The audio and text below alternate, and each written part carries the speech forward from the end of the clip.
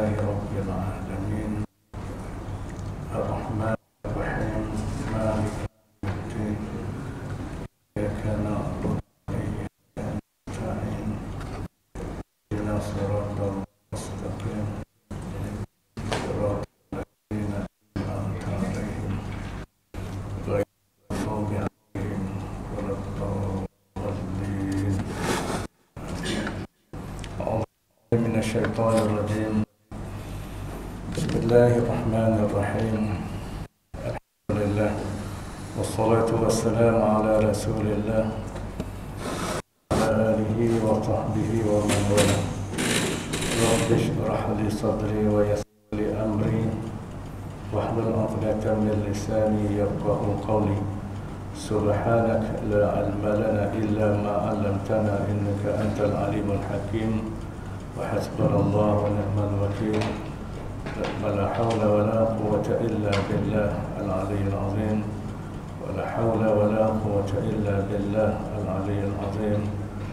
ولا حول ولا قوة إلا بالله العلي العظيم. أما بعد، قال الله تعالى في القرآن الكريم: أعوذ بالله من الشيطان الرجيم. يرفع الله الذين آمنوا منكم والذين أوتوا العلم درجات. وقال الرسول صلى الله عليه وسلم: إنما العلم بالتعلم والفقه بالتفقه. من يرد الله به خيرا يفقهه في الدين. صدق الله ورسوله. Qala al-musannif, berkata pengarang kitab Penawar Bagi Hati, Syekh Abdul Qadir Al-Mandiri rahimahullah ta'ala, mudah-mudahan merahmatinya oleh Allah ta'ala, Wanafa'na bi'ulumihi fid daraini amin. Dan mudah-mudahan kita mengambil manfaat dengan ilmunya di dunia dan di akhirat. Ada pada ayat ini, ayat yang mana? Ayat yang sebelumnya, ayat yang kita dah bahas pada minggu lepas sedikit, mengajar kelakuan yang baik. Itu yang pertama. Dalam ayat tu ada bahagian yang mengajar kelakuan yang baik. Maknanya Allah Ta'ala yang mengajar kita hamba-hambanya tentang kelakuan yang baik. Dan pada ayat itu juga memberitahu, maknanya ada bahagian dalam ayat tu yang memberi info, memberi maklumat, memberi ilmu untuk kita ambil pengajaran. Dan juga menakutkan, maknanya dalam ayat tu ada juga bahagian menakutkan, yakni menakutkan jiwa hamba-hambanya. Ayat yang mana ni? Ayat yang kita dah bincang. A'udzubillahi minasyaitonirrajim. Qul lil mu'minin, katakan pada orang beriman, yaghuddu min absarihim, tundukkan dari sebahagian daripada penglihatan atau pandangan mata kamu, mata mereka. Wa yahfazu furujahum, dan juga memelihara faraj, yakni kemaluan mereka. Zalika azka lahum, yang demikian itu terlebih bersih, terlebih suci bagi mereka. Innallaha khabirum bima yasna'un, sesungguhnya Allah Ta'ala itu khabir, amat halus pengetahuannya dengan apa yang mereka, yakni manusia, lakukan. Itu ayatnya, surah An-Nur. Surah An-Nur ni tuan-tuan, surah yang tersangat elok untuk kita pelajari, baik untuk orang lelaki, untuk orang perempuan. Dalam surah An-Nur ni lah menyebut tentang kewajipan menutup aurat bagi orang perempuan contohnya, bagi tujuan menjaga maruah, menjaga kehormatan orang-orang perempuan ni. Sebagai kerja rumah, balik ni tengok surah An-Nur. kerja rumah, homework. Biar ada homework baru kita belajar sikit. Kalau tak kita dengar je. Balik ni, pertama ingat Ustaz Muhammad Nur suruh baca surah An-Nur. Kalau tak ingat juga tak tahulah tu. Orang lelaki pun sama lah. Orang lelaki lah kena jadi ketua, memulakan, mendahului, memimpin orang perempuan. Baik, jadi dalam ayat ni tuan-tuan ada 3 bahagian dengan 3 unsur yang penting.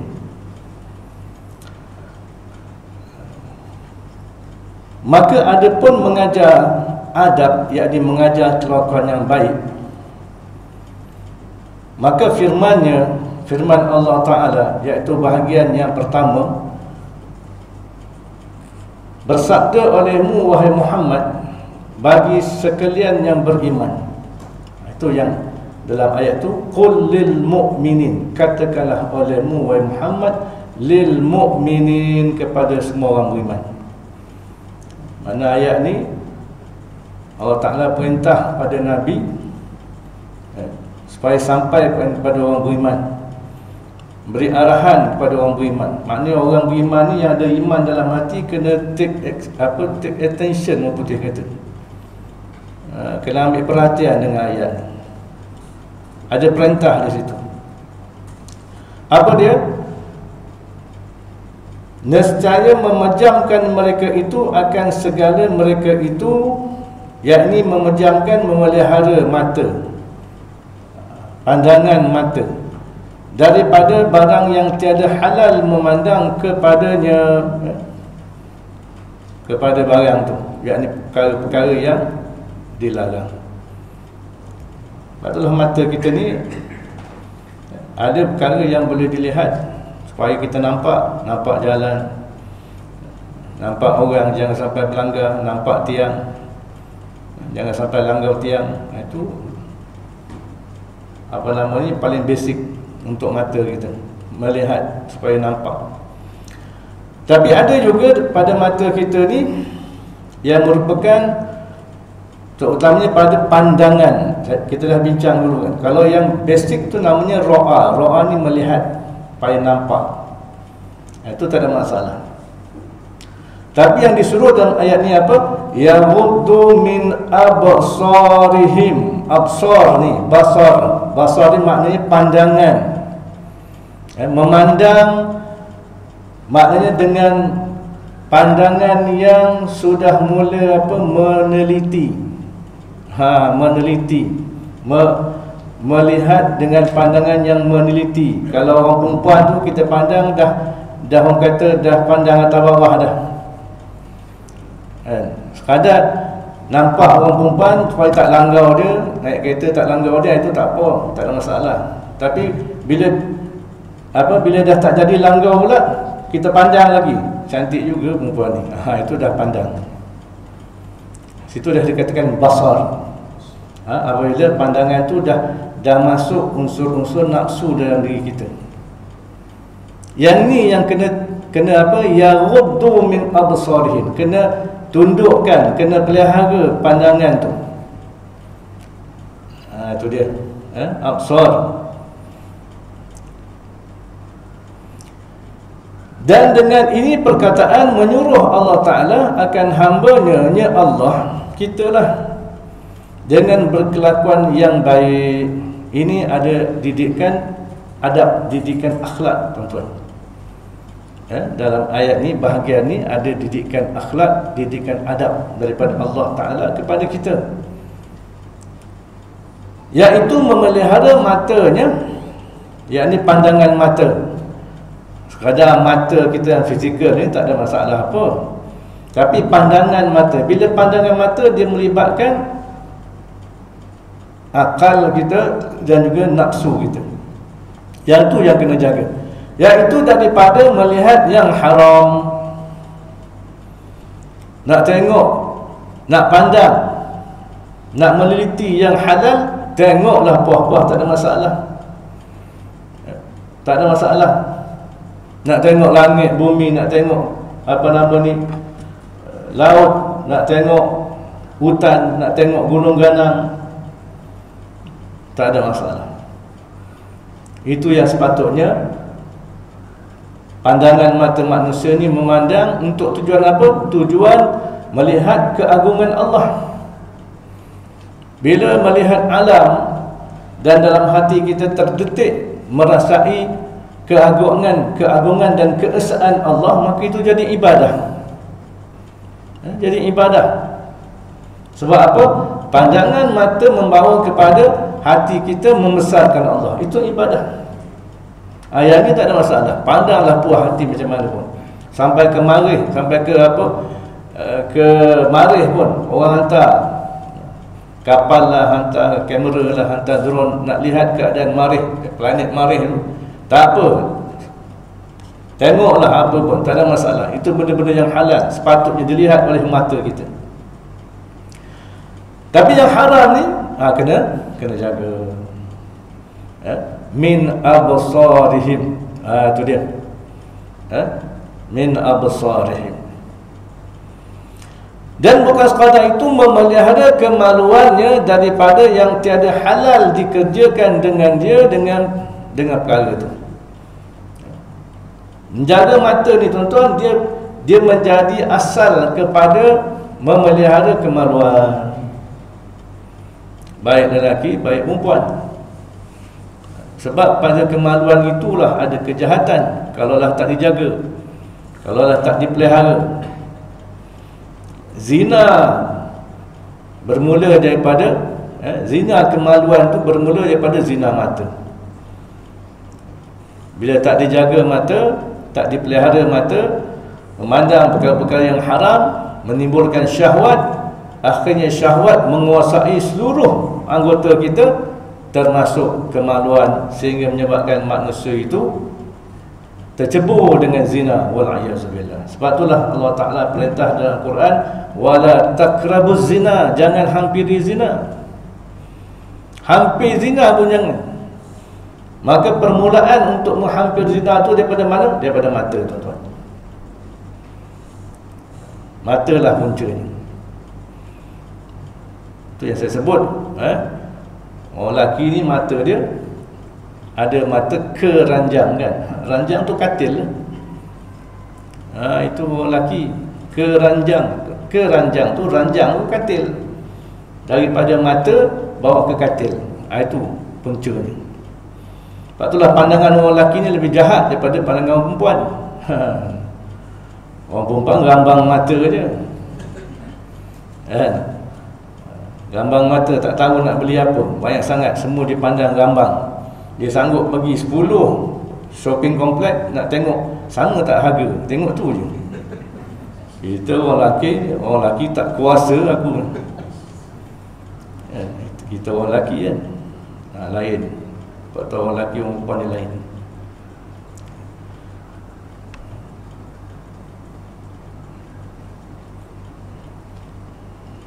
Sebab tu kata Piramli, cerita Piramli cerita apa tu, hujung 4 belalang.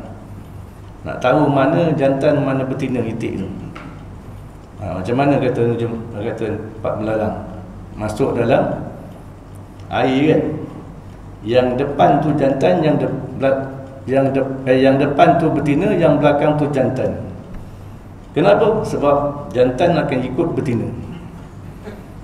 Sama lah manusia, yang jantan akan ikut betina juga.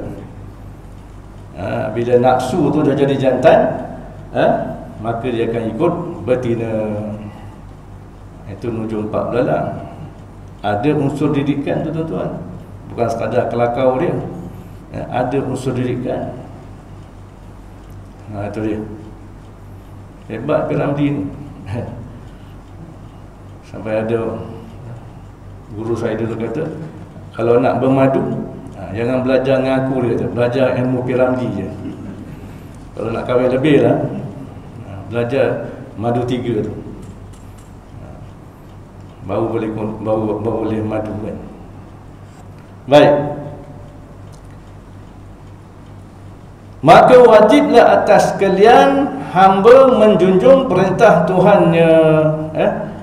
Ayat ni bukan sekadar sebut tentang apa yang Allah Ta'ala perintah, tapi di situ ada juga unsur supaya kita menjunjung perintah ni.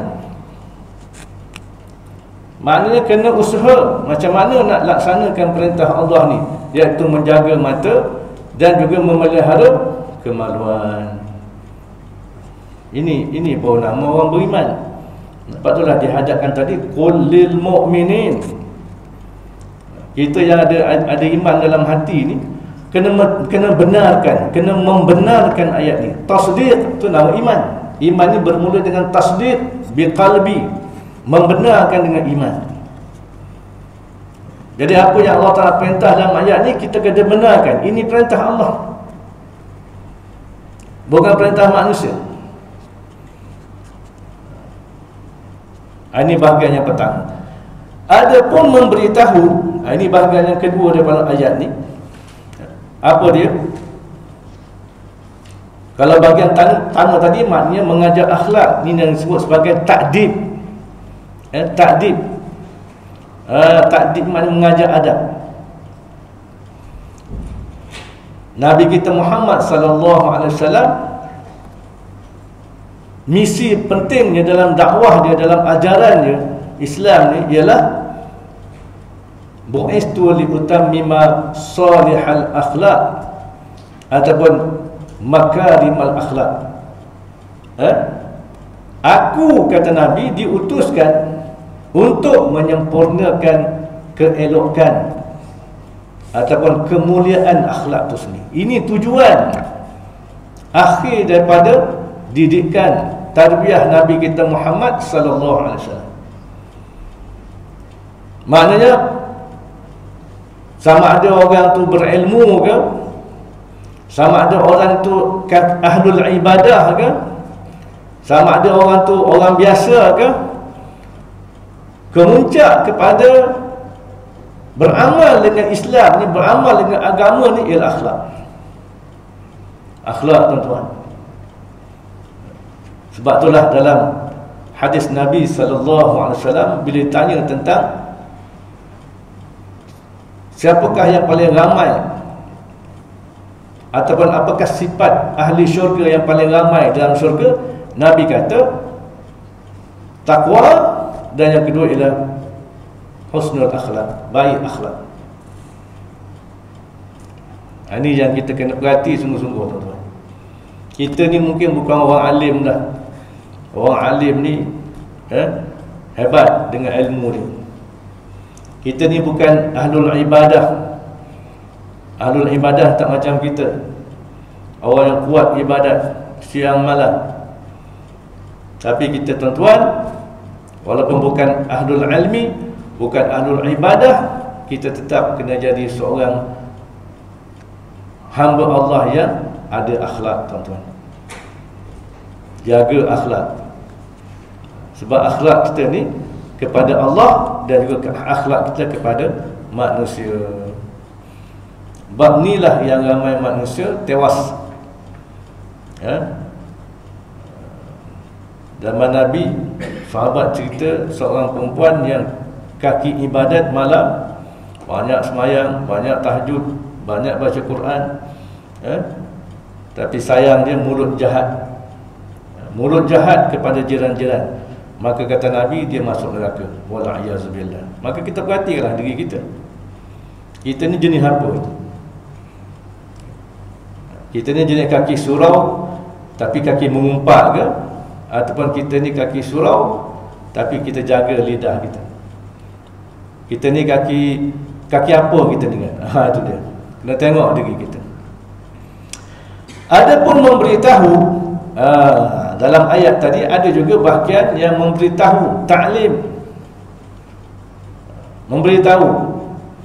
Maka firman-Nya Allah bermula demikian, yakni memejamkan mata dan memelihara faras itu azka, zalika azka. Azka ni maknanya apa, tuan-tuan? Lebih membersihkan. Yakni membersihkan apa? Membersihkan hati, tuan-tuan, membersihkan jiwa kita. Maknanya dengan jaga mata, dengan memelihara kemaluan, ini akan dapat membersihkan hati kita, membersihkan, menyucikan jiwa kita, dan lebih menumbuhkan bagi mereka itu, yakni menumbuhkan kebaikan dalam hati, menumbuhkan kebaikan dalam hati. Menumbuhkan apa? Menumbuhkan sifat-sifat yang mulia, menjaga hati kita daripada berpenyakit. Sebab tuan-tuan, hati kita ni dia akan berpenyakit bila mana hati kita ni lebih cenderung kepada syahwat, keseronokan, kelazatan syahwat tu sendiri. Itulah punca hati ni akan jadi berpenyakit. Bila hati kita ini hanya menurut saja apa yang nafsu nak, menurut apa saja yang syahwat kita ajak kepadanya, maka hati kita akan terdedah dengan penyakit. Dan bila mana kita terlibat dengan dosa-dosa, maksiat yang berpunca daripada kelakuan dan perangai kita, baik mata, baik tangan ataupun sebagainya, maka dosa itu akan menyebabkan titik-titik hitam pada hati, yang mana lama kelamaan makin hitam, makin pekat, makin menutup mata hati kita, maka semakin berpenyakitlah hati kita, makin rosaklah hati kita, makin tumbuhlah bermacam-macam penyakit-penyakit yang merosakkan hati. Itu dia. Sebab itulah nafsu ni bahaya. Asas nafsu tak ada masalah. Nafsu ni jadi bahaya bila nafsu ni dia terperangkap dengan perangkap perangkap syahwat tu sendiri. Basic nafsu okey, dia nak makan tak ada masalah. Tu nak tu daripada nafsu. Nak minum itu daripada nafsu. Nak tidur, nak tidur itu daripada nafsu. Tapi bila nafsu ni terperangkap dengan syahwat, itu yang nak makan dia. Bulan puasa pun nak makan, nak minum je. Bulan puasa pun cari teh. Cari malam tak apa, ni pagi-pagi dia cari teh dah. Cari pot mana boleh minum teh. Nak tidur je. Bulan puasa bukan main seronok tidur kan. Ni lepas-lepas subuh ni kalau tak ada kuliah ni tidur sampai ke zuhur ni. Punya sedap tidur kan. Tambah game-game pencen kan. Dah tak ada apa nak buat kata. Apa nak buat, tidurlah. Tidur-tidur tu dia jajak asar. Tahu-tahu dah dekat buka dah. Tuan-tuan, bila nafsu dikuasai syahwat, akhirnya hati berpenyakit. Bukan sekadar itu, kiaskanlah pada harta, pada kekayaan dan sebagainya. Manusia jadi melampau. Wailul likulli humazatil lumazah. Celakalah orang-orang yang kaki mengumpat, kaki memaki orang ni. Allazi jama'a malan wa addadah. Ini sifat orang kaki memaki, kaki mengumpat. Apa dia? Allazi jama'a malan wa addadah. Orang yang kerja dia mengumpul harta. Mengumpul harta wa addadah, dan menghitung-hitung, mengira-ngira harta dia. Siang malam kerja kira harta, kira saham, kira tu, kira ni kan. Itu dia. Dan lebih jahat lagi, allazi jama'a malan wa addadah yahsabu anna malahu akhladah. Ini kemuncak jahat dia. Dia menyangka bahawa harta itulah yang akan mengekalkan dia. Wal'iyadzubillah, tuan-tuan. Cari harta tu, nafsu nak, tak ada masalah. Carilah harta. Syariat pun menyuruh, carilah harta. Tapi dah sampai bila kerjanya menghitung harta, menghitung kekayaan, mula-mula nak jadi milioner, dah jadi milioner, nak triple milioner, lepas tu nak bilioner, lepas tu triple bilioner. Tak habis-habis mengira. Sebab dia menyangka bahawa hartalah yang boleh mengekalkan dia, baik mengekalkan kuasa dia, mengekalkan kekayaan dia, hatta mengekalkan umur dia. Dia berasa hartalah yang berkuasa dalam hidup dia. Tahu-tahu kena sentap, nyawa mati. Wal'iyazubillah. Ini yang banyak membinasakan manusia. Sebab itulah manusia ni kalau dia mati, Allah Ta'ala gambarkan dalam Al-Quran, paling menyesal dia ialah harta. Sampai dia minta pada Allah, kalau Allah dapat balik ke dunia, perkara yang pertama yang dia nak buat ialah nak bersedekah. Dia nak bersedekah. Sebab apa? Harta ni tuan-tuan, yauma la yanfa'u malun wala banun. Hari kiamat tu hari yang tak ada manfaat harta dan juga anak-anak. Illa, melainkan man atallaha biqalbin salim, orang yang bertemu Allah dalam keadaan hatinya sejahtera. Hati sejahtera ni tuan-tuan, ini yang kita bincang. Hati yang bersih daripada syirik, hati yang bersih daripada kekufuran, hati yang bersih daripada nifak, hati yang bersih daripada syak keraguan, hati yang bersih daripada penyakit-penyakit syahwat, penyakit hubbul dunia, hubbul mal, hubbul riasah, gila harta, gila jawatan, gila kedudukan, sombong, takabur dengan harta dia, hasad, dengki, pantang tengok orang lain, dia nak juga benda tu. Ini tuan-tuan semua penyakit yang merosakkan manusia, yang kalau kita tak bersihkan, kalau kita tak belajar dan tak berusaha nak bersihkan hati ni tuan-tuan, tiba-tiba mati dalam keadaan su'ul khatimah. Wal'iyazubillah. Sebab apa?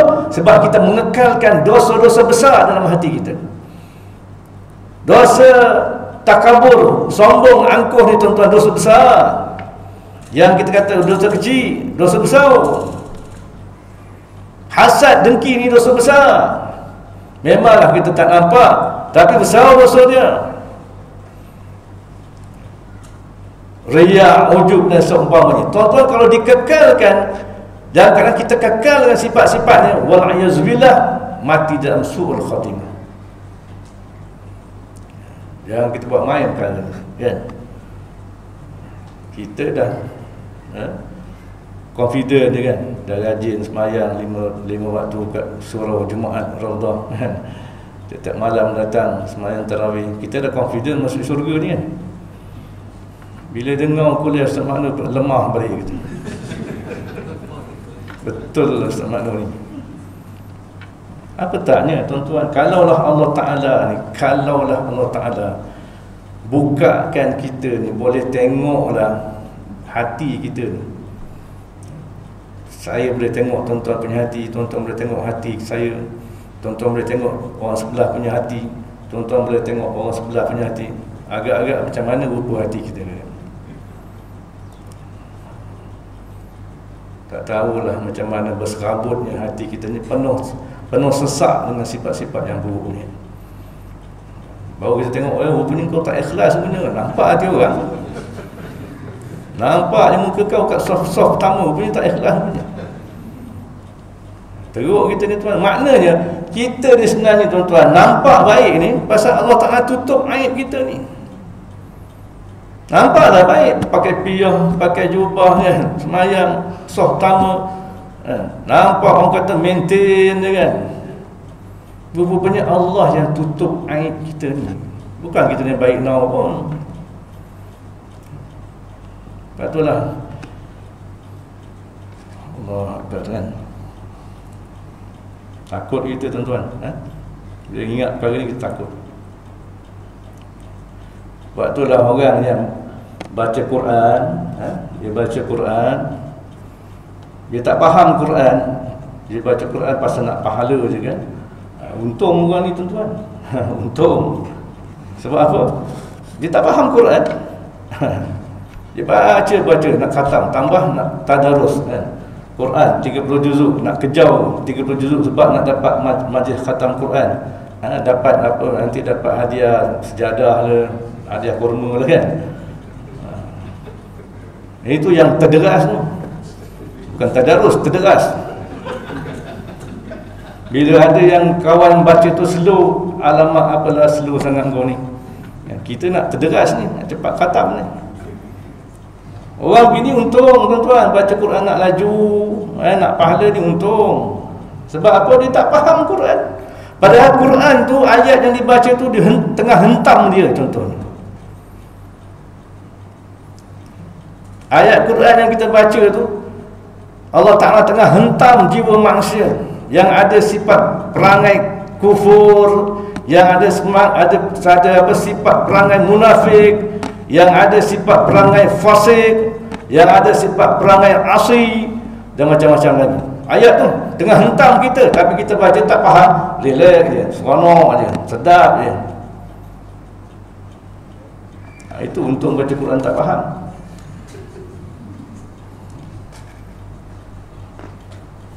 Contohnya dalam Quran Allah cerita tentang iblis. Apa sifat, apa unsur-unsur kekufuran yang ada pada iblis. Bila Allah Ta'ala perintahkan iblis sujud untuk hormat Nabi Adam, apa perangai iblis yang menjadi sifat, yang menjadi unsur kekufuran pada diri iblis? Aba wastakbara wa kana minal kafirin. Aba, dia enggan, dia tak mahu nak respect Adam alaihissalam. Maknanya dia tak nak tunduk dengan perintah Allah. Dia tak nak. Wastakbara, dia mengangkat diri dia, membesarkan diri dia, merasa diri lebih baik daripada Adam. Disebab itulah dia tolak hukum Allah, dia tolak perintah Allah. Ini sifat wa kana minal kafirin.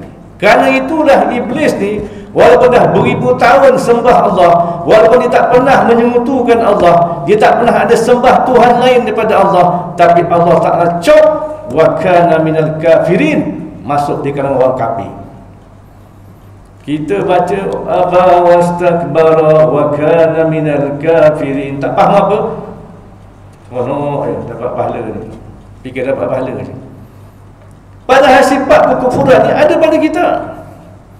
Tak nak ni, aba ni, menolak hukum Allah, menolak perintah Allah, ada pada kita.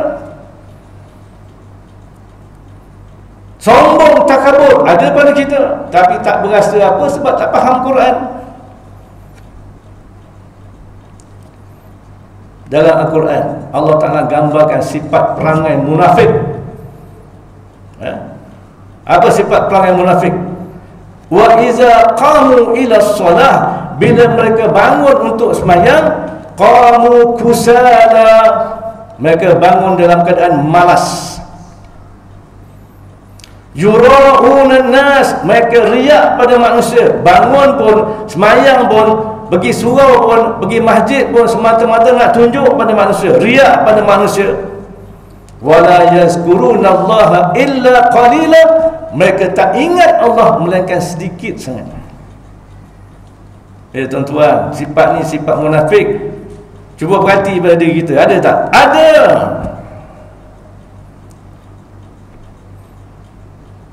Itu yang ni dah masuk 15 hari terakhir, dah masuk 10 hari terakhir.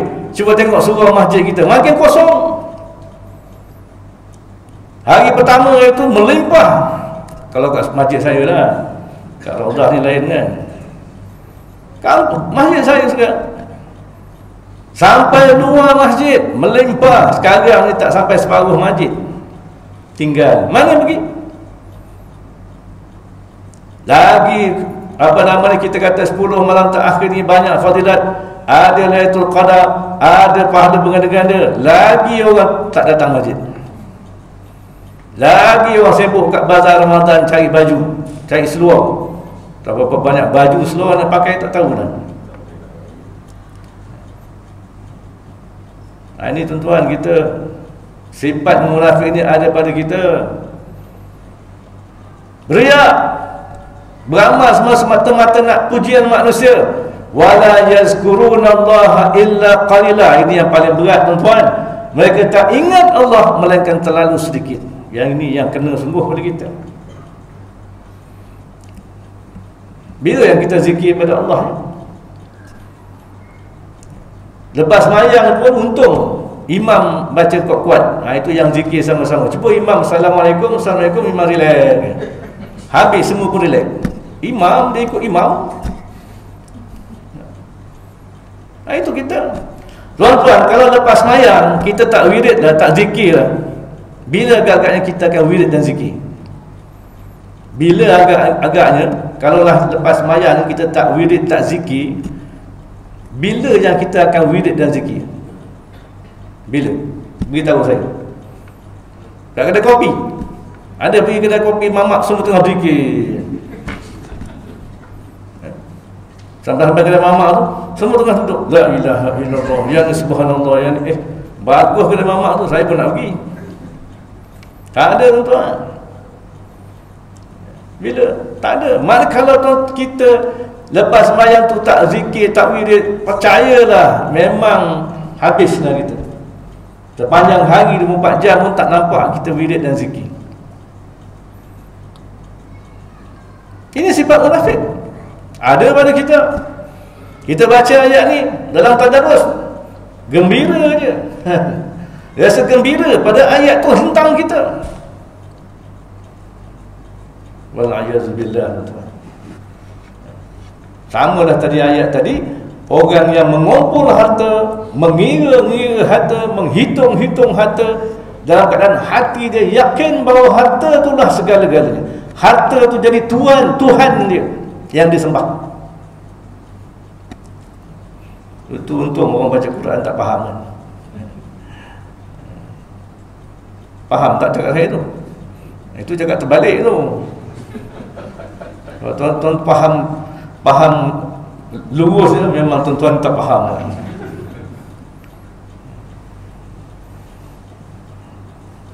Waktu orang yang Imam Syafi'i, imam-imam ni yang dia baca Quran khatam dalam bulan puasa, khatam, dia orang ni orang Arab tuan-tuan.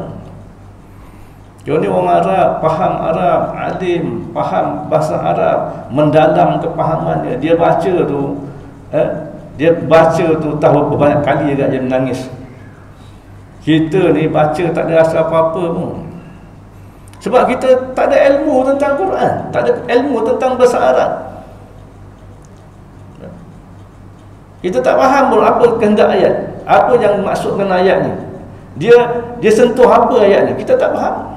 Sebab itulah Quran ni tuan-tuan, baca ni kita kena baca dengan tadabbur dan tazakkur.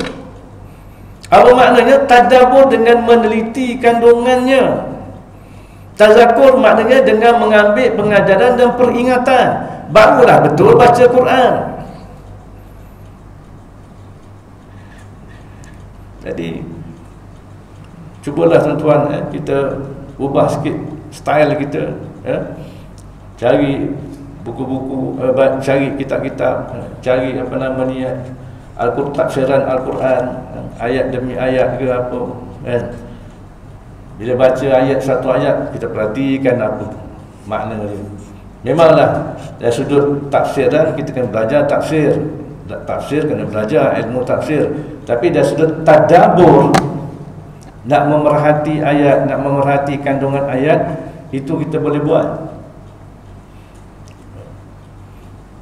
Sebab itulah orang yang faham begini dalam semayang, dia tak ingat benda lain, dia ingat apa yang terkandung dalam ayat yang dibaca, barulah khusyuk. Itu tuan-tuan, kita cubalah baiki sikit, improve sikit lah cara kita baca Quran. Baik. Jadi maknanya kata musannif kitab ni, ayat yang menyebut tentang apa, zalika azka lahum, menundukkan pandangan, memelihara kemaluan ni boleh membersihkan hati daripada sifat-sifat yang kotor, daripada keinginan nafsu syahwat yang kotor, dan juga dapat menumbuhkan, yakni menumbuhkan kemuliaan-kemuliaan dalam hati. Memberitahu oleh Allah Ta'ala dengan ini perkataan, ini bahasa orang lama lah ni, bahasa kitab, atas bahawasanya memejamkan mata, yakni memelihara mata, menundukkan mata, dan memelihara faraj itu keduanya sebab bagi membersihkan hati daripada segala dosa. Hati ni tuan-tuan, bila ada dosa, kita istighfar, kita kita bersihkan dia, kita berhenti daripada memandang perkara yang haram, maka dosa dalam hati ini akan terpadam, akan dibersihkan oleh Allah, maka hati itu berkilat semula. Barulah hati itu berkilat semula, hati itu dapat bersih, dijernihkan semula. Bila hati ini jernih, bila hati ini bersih, barulah maknanya boleh masuk nur, cahaya petunjuk Allah. Barulah terang mata hati kita, barulah nampak kebenaran, barulah nampak kebaikan, lebih sukakan kebaikan dan kebaikan dan juga kebenaran. Tapi kalau hati kita ni penuh dengan dosa, penuh dengan penyakit, di antara perangai dosa ni, tuan-tuan, bila kita dah sedap buat satu dosa, maka kita akan nak buat dosa lain pula. Ini yang berlaku. Di antara kesan dosa pada hati manusia ni, bila kita dah buat satu dosa, kita nak buat dosa lain. Dan seronok dengan dosa mata, melihat benda-benda yang haram, maka kita akan buat dengar pula dosa-dosa yang kita dengar. Tak cukup lagi, seronok nak buat dosa dengan tangan pula, seronok nak buat dosa dengan kaki pula, dan sebagainya, dan seterusnya. Ini di antara kesan dosa pada diri manusia. Sebab apa? Bila dia dah buat dosa, dia rasa sedap dosa ni, dia rasa lazat dosa ni, maka dia nak buat dosa lagi. Sebab itulah dosa maksiat ni tuan-tuan di ibadat racun, racun yang membunuh hati manusia. Orang beriman ni sepatutnya, sifat orang beriman, kalau iman tu ada dalam hati, innal mu'minin yara zunubah, orang beriman ni dia akan melihat dosa dia ibarat macam bukit gunung gandang yang besar yang nak runtuh hempap dia. Ini hati orang beriman, takut dia dengan dosa, walaupun dia bukan kaki dosa, walaupun dia bukan kaki maksiat, tapi dia berasa dosa itu besar, sehingga dia bimbang kalau Allah Ta'ala tak ampunkan dosa dia. Tapi orang yang fajir ni makna orang yang kaki buat dosa ni, dia melihat dosa dia ni macam ibarat lalat yang terbang kat hidung dia. Lalat terbang kat hidung, gitu-gitu je kan. Lepas tu dia halau, tertepis, pergi lah. Gitu je, dia tak rasa apa, tak rasa bimbang pun dengan lalat. Itu kalau kita nak ukur diri kita. Kalaulah kita masih lagi memandang kecil dosa-dosa kecil, percayalah kita ni masih kaki dosa lagi. Memandang kecil kepada dosa ni jadi dosa besar, tuan-tuan. Wal'iyyazubillah. Jadi memberitahu Allah Ta'ala dengan ini perkataan atas bahawasanya memejamkan mata dan memilih faraj itu keduanya sebab bagi membersihkan hati daripada segala dosa dan sebab bagi membanyakkan pekerjaan kebajikan. Barulah hati kita seronok nak buat baik. Yang jadi malas nak bangun semayang tadi sebab apa? Dalam hati penuh dosa. Itu dia. Tapi kalau hati dah bersih, kita akan bangun semayang dengan seronok, dengan sedap, dengan lazat, rasa nikmat, rasa kemanisan beribadah. InsyaAllah kali ini kita akan sambung pada minggu depan. Wallahu a'lam bissawab. La ilma lana illa ma 'allamtana innaka antal alimul hakim. La haula wala quwwata illa billah al-'aliyyil 'azim.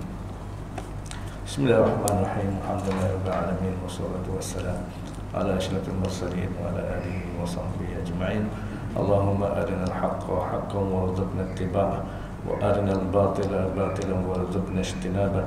Allahumma nawwir qulubana bi nur hidayatik kama nawwatal arda bi nur syamsika wa qamarika abadan abada bi rahmatika ya arhamar rahimin. Allahumma zidna ilma warzuqna fahma. Rabbana atina fid dunya hasanah wa fil akhirati hasanah wa qina azaban nar. Walhamdulillahirabbil alamin.